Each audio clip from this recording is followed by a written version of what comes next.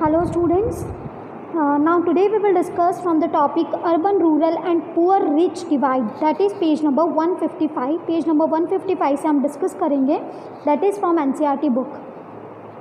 इसमें हम क्या पढ़ेंगे कि रूरल और अर्बन एरिया या पुअर और रिच में कितना डिफरेंसेस है बिटवीन हेल्थ इंफ्रास्ट्रक्चर, कि कैसे उन लोगों को हेल्थ फैसिलिटीज़ नहीं मिल पा रही है.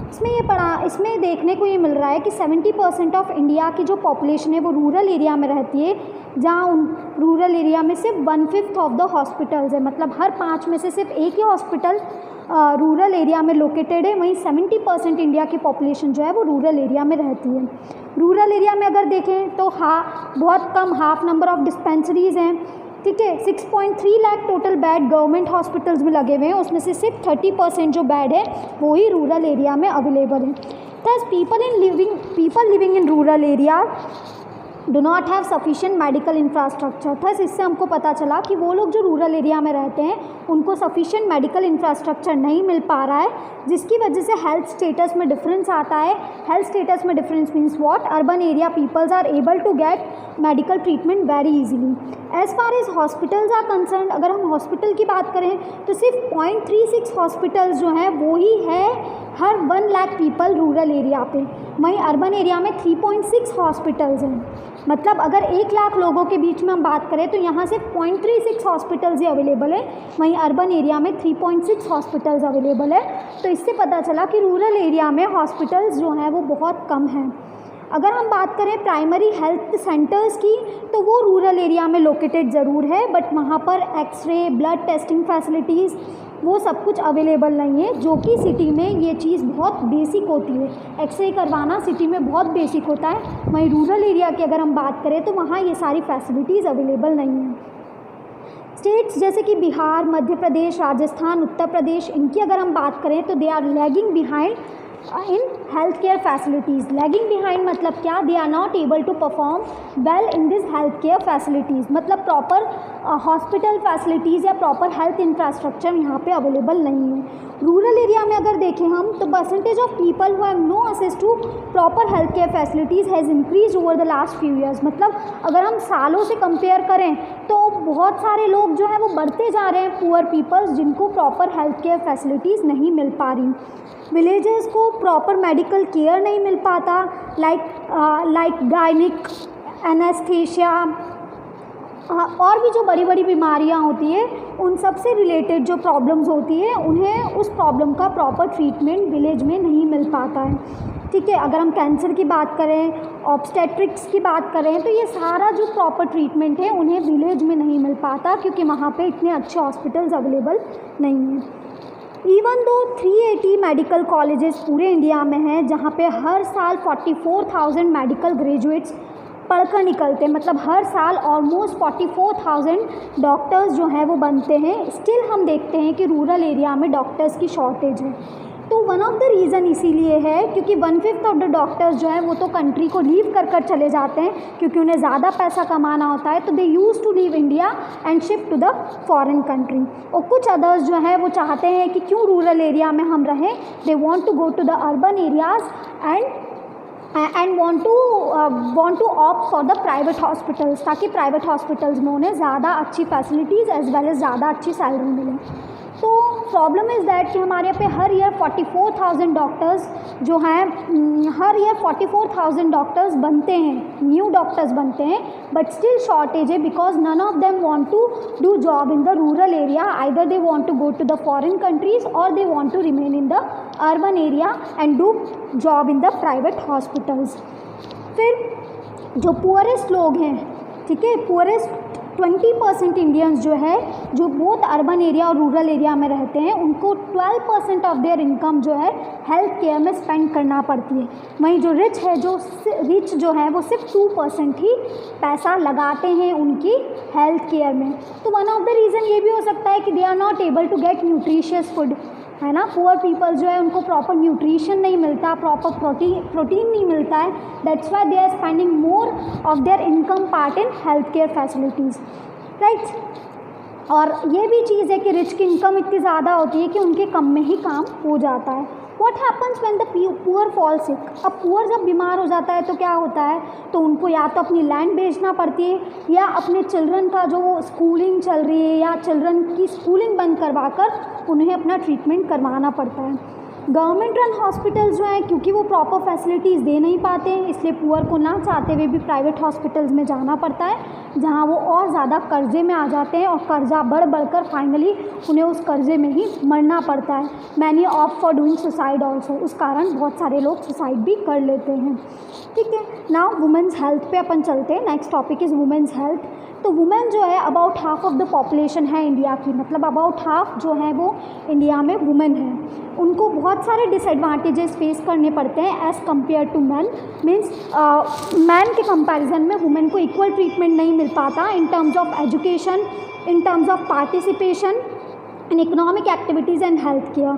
ठीक है, फिर चाइल्ड सेक्स रेशियो की अगर हम बात करें तो हर 1000, ठीक है, हर 1000 मैन पे वुमेन्स कितनी है, तो इट इज़ 927 इन 2001 एंड 914 इन 2011।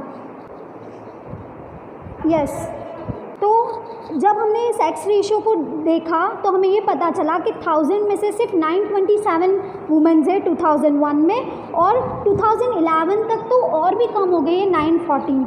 जिसका क्या मतलब है, ये क्या शो करता है कि फीमेल फॉर्टिसाइड है। फीमेल फॉर्टिसाइड मतलब क्या, या तो उन्हें बर्थ लेने से पहले ही पता लगा दिया जाता है कि ये फीमेल है तो उसे मार दिया जाता है। अराउंड 3 लाख गर्ल्स जो हैं उनको 15 ईयर्स से पहले उनकी शादी करवा दी जाती है। ठीक है, और पता ये भी चलता है कि ऑलरेडी 15 साल से पहले ही उनके एक मतलब बेबी भी हो गया है, बच्चा भी हो गया है। 50% ऑफ मैरिड वुमेन्स जो हैं उनको एनीमिया या न्यूट्रिशनल जैसी डिसीजेज़ होने लग जाती है। एनीमिया मतलब क्या, आयरन की कमी होने लग जाती है। तो ये सब कुछ क्यों होता है, क्योंकि वुमेन्स को प्रॉपर फूड भी नहीं मिल पाता।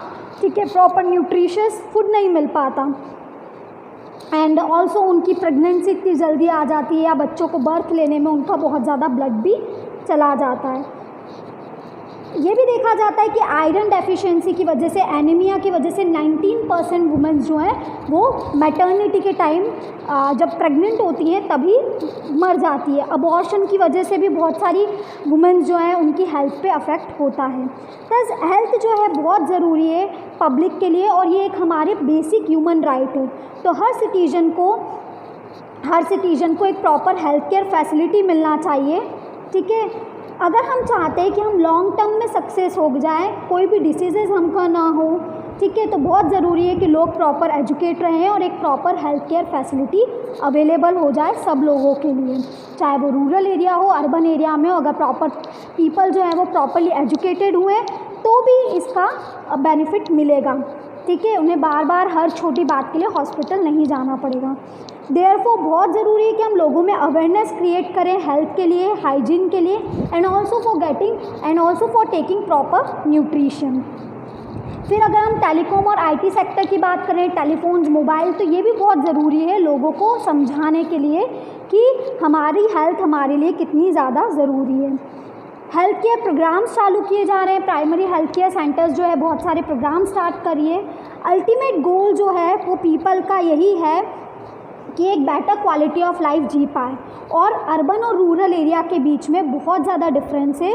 अगर ये डिफरेंस कंटिन्यू रहा तो हमारी कहीं ना कहीं सोशल और इकोनॉमिक दोनों ही चीज़ों में हमारी इंडिया जो है वो पीछे रह जाएगी। इसलिए बहुत ज़रूरी है कि अर्बन और रूरल एरिया का जो गैप है कि अर्बन एरिया में बहुत हॉस्पिटल्स है, रूरल एरिया में नहीं है, तो इस गैप को पूरा किया जाए ताकि हर जने को एक बेसिक हेल्थ केयर फैसिलिटीज़ मिल जाए, ताकि हॉस्पिटल जो है वो सबकी पहुंच तक हो और सब लोग उस हॉस्पिटल को अफोर्ड भी कर पाए।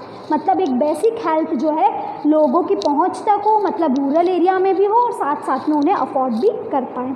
Now next is conclusion. This is the last topic of our chapter. Infrastructure दोनों इकोनॉमिक और सोशल जो है वो हमारी डेवलपमेंट के लिए बहुत ज़रूरी है। अगर हम सपोर्ट सिस्टम की बात करें तो सारी इकोनॉमिक एक्टिविटीज़ जो है ये हमारे क्या करती है, प्रोडक्शन को बढ़ाती है और हमारी क्वालिटी ऑफ लाइफ को भी बढ़ाती है। मतलब क्या, अगर हम पैसे से अच्छे होंगे तो हम एक अच्छी लाइफ भी जी पाएंगे। तो बहुत ज़रूरी है कि हमारा इकोनॉमिक डेवलपमेंट हो, और इकोनॉमिक डेवलपमेंट अगर हम हुआ तो हम हेल्दी भी रह पाएंगे, क्योंकि we will be able to take proper nutrition. तो लास्ट 7 डिकेड्स, लास्ट 70 ईयर्स में अगर हम देखें तो इंडिया ने लास्ट 70 ईयर्स ऑफ इंडिपेंडेंस की अगर हम देखें तो हमारे यहाँ पे इंफ्रास्ट्रक्चर में बहुत ज़्यादा प्रोग्रेस हुई है, प्रॉब्लम नहीं, बहुत ज़्यादा प्रोग्रेस हुई है। बट ये देखा जा रहा है कि डिस्ट्रीब्यूशन जो है वो अनइवन है, कहीं तो बहुत ज़्यादा प्रोग्रेस हुई है, कहीं बिल्कुल भी नहीं है। जैसे रूरल एरिया में कहीं जगह, बहुत सारी जगह गुड रोड्स नहीं बन पाई, ठीक है, टेलीकम्युनिकेशन फैसिलिटी नहीं है, इलेक्ट्रिसिटी नहीं है, स्कूल्स नहीं है, हॉस्पिटल्स नहीं है।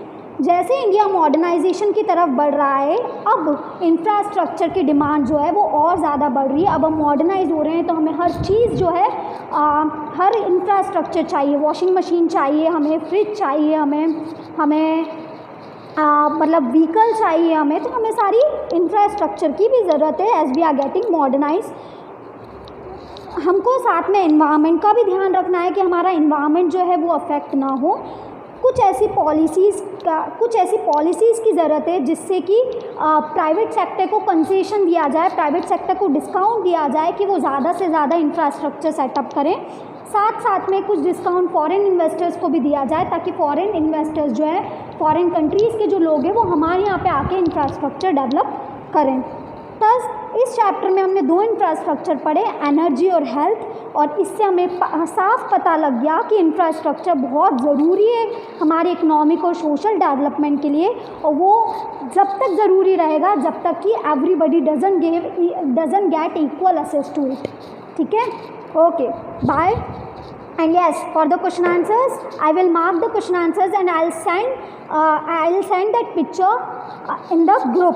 ठीक है, ग्रुप में मैं वो फ़ोटो सेंड कर दूँगी, उसमें जो सारे NCERT क्वेश्चंस हैं वो सबके सब तुम्हें लिखना है। ठीक है, चैप्टर के बाद जो NCERT क्वेश्चंस है वो सारे के सारे तुम्हें लिखना है, that you can get answer Sandeep Garg में तुम्हें इजीली मिल जाएंगे। This NCERT questions are very very important, this all NCERT questions must be written in your copy.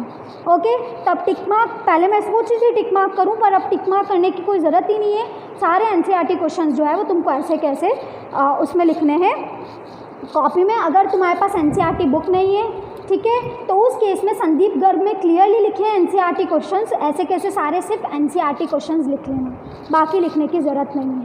ठीक है, ओके, बाय।